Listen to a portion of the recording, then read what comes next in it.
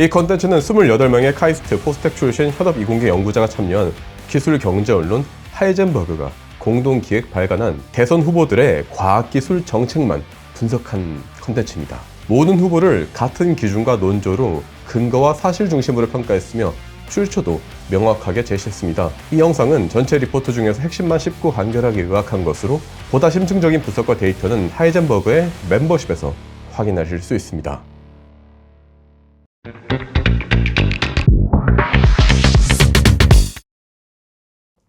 자, 최근에 한국과학기술계에서는 국가과학기술 영웅제도라는 것이 논란의 중심에 섰습니다. 이 제도는 이준석 후보가 내세운 공약으로 우수한 연구자에게 과학기술연금이나 공항 패스트트랙 등을 제시하겠다, 이런 취지로 나온 건데요. 과학기술 분야의 인재가 꾸준히 해외로 유출되고 있고 연구 환경이 점차 열악해지는 가운데 이러한 정책들이 어떤 의미를 가지는지도 현실적으로 어떤 한계가 있는지 살펴볼 필요가 있습니다. 그리고 이준석 의원에 대한 이 내용은 카이스트와 이제 포스텍 연구진들이 썼다는 거 강조드리겠습니다. 아무튼 본론으로 돌아와서 최근 정부의 R&D 예산 삭감은 대학원생들과 젊은 연구자들에게 큰 불안과 회의감을 안겼다는 것이 현장의 목소리예요. 카이스트 대학원의 조사에 따르면 상당수의 학생 연구원들이 인건비 감소, 연구비 부족 등으로 연구를 포기하거나 진로를 변경하는 상황을 겪고 있습니다. 이거는 실제로 일어나고 있는 현실이에요. 이공계 명문대를 나온 사람들조차 졸업생들 다수가 전공을 살리기 어렵고 전문직, 이를테면 의학, 법률, 약학 등으로 이직을 선택하는 경우도 늘어나고 있어요. OECD 통계에 따르면 2013년 한국의 AI 인력 순유출은 10만 명당 3명에 이르렀으며 같은 기간 일본이 순유입국으로 전환된 것과 대비되는 수치예요.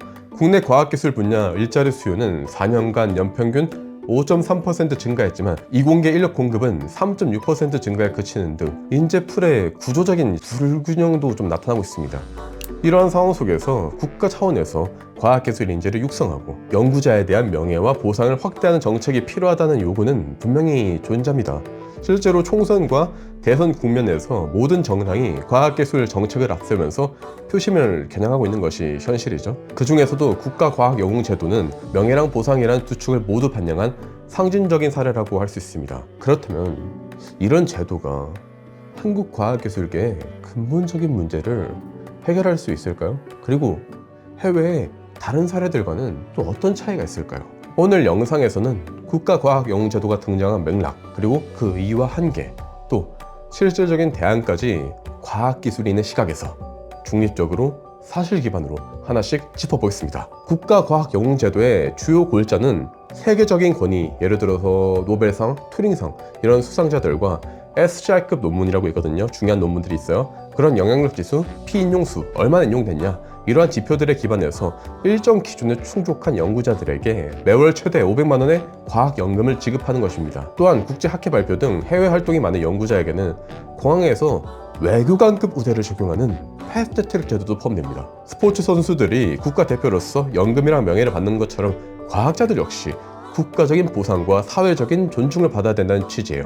해외에서도 비슷한 정책이 있습니다. 영국, 독일, 프랑스, 일본, 미국 이런 국가들은 국가 차원에서 과학기술 유공자나 연구 성과자들에 대한 훈장과 연금, 명예 등을 부여하고 있습니다. 우리나라 역시 이제 박근혜 정부 당시에 제정된 과학기술 유공자 예우법을 통해서 비슷한 제도를 가동해 왔습니다만 국가과학영웅제도는 더욱 명확한 경제적인 보상과 사회적인 위상을 좀 목표로 하고 있다는 것에서 차별점이 있습니다. 이 제도의 장점으로는요, 첫 번째, 국내 과학기술 인재가 해외로 유출된 현상을 완화할 수 있다는 기대가 있습니다. 연금 지급과 사회적인 예우가 강화될 경우에 연구자의 경제적인 안정성과 동기부여가 높아질 수 있기 때문이에요.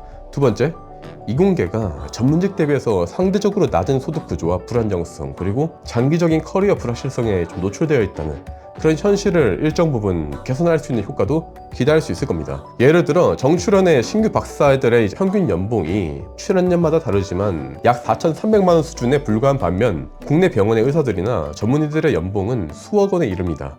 그러나 제도의 설계와 실효성에 대한 논의도 필요하다는 주장을 연구자분들은 하셨는데요. 예를 들어 객관적인 기준으로 잡는 SCI급 논문, 임팩트 팩터, 피해용 지수 등은 분야별로 편차가 커요. 의학이면 임팩트 팩터가 엄청 큽니다. 상호 인용이나 인기 분야의 쏠림 현상 등 부작용도 내포할 수 있습니다. 또한 연구자들에 대한 보상만으로는 연구환경, 장비 인프라 등 보다 좀 근본적인 문제를 해결하기 어렵다는 비판도 제기되고 있습니다. 이런 정책에 대한 세부적인 구조랑 비교 사례, 실제 연구자들의 현장 의견 등은 멤버십에서 확인하실 수 있고요. 과학기술 정책에서 소수의 영웅을 앞세우는 방식은 분명 상징적인 효과가 있지만 실제 현장에서는 굉장히 좀 많은 문제점들이 지적되고 있습니다. 첫 번째로 과학기술 혁신이란 개별 연구자의 탁월성만으로 이루어지는 것이 아니라 수많은 평범한 연구자들의 집단적인 협업과 시스템적인 지원이 병행될 때 가능하다는 점이에요. 참고로 말씀드리면 이 레포트는 카이스트, 포스텍 연구자분들이 쓰신 거예요. 높은 수준에 있는 연구자분들임에도 불구하고 이런 문제점들을 지적하고 있다는 것. 아무튼 토마스 쿤의 과학혁명의 구조에 따르면 과학은 정상과학과 비정상과학의 균형 속에서 발전을 하는데 최근 연구에서도 팀 구조가 수평적일수록 혁신 가능성이 높다는 결과들이 나오고 있습니다. 두 번째로 경제적인 보상 자체의 한계점도 큽니다. 최근 R&D 예산 삭감으로 연구 현장에서는 월급 지급 지연, 실험 장비 부족, 생활 안정성 저하 등의 문제가 지속적으로 나타나고 있습니다.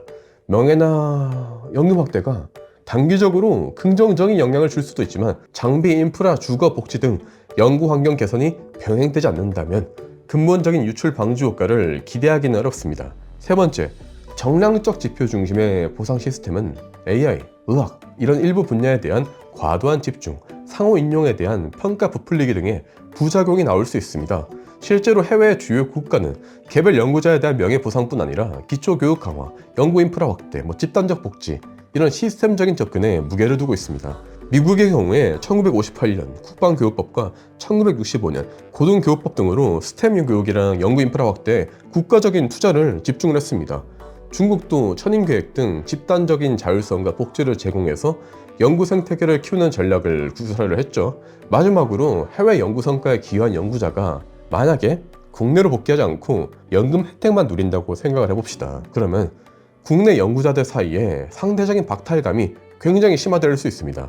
실제로 유사한 정책인 과학기술 유공자 제도에도 이미 패스트트랙 등의 예우가 포함되어 있어 신규 제도랑 이게 차별점이 있는가 하는 지적도 나오고 있습니다. 한국 과학기술 정책은 한 명의 영웅, 소수의 스타 과학자에게 집중된 그런 명예랑 보상에서 벗어나서 생태계 전체의 다양성과 연구 환경의 질적 개선에 더 초점을 맞출 필요가 있습니다.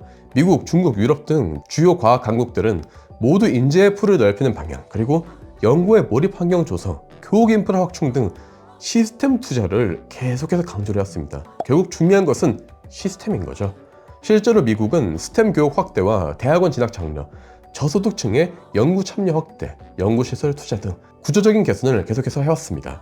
중국도 연구자 대다수에게 자율성 복지, 연구 자금 등과 인프라를 패키지로 딱 제공하는 방식을 통해서 성과를 거두고 있어요. 한국 역시 40대, 50대에 뒤늦게 연금을 지급하는 명예중심 정책에서 벗어나서 이를테면 대학원생들도 최저임금을 보장해주고 장학금을 전액주고 주거를 지원해주고 육아랑 복지 등 실질적인 복지를 확대하고 캠퍼스 PX처럼 할인마트 이런 것들처럼 연구자 친화적 인프라를 적극적으로 구축할 필요가 있다고 연구자분들은 강조를 해주셨습니다.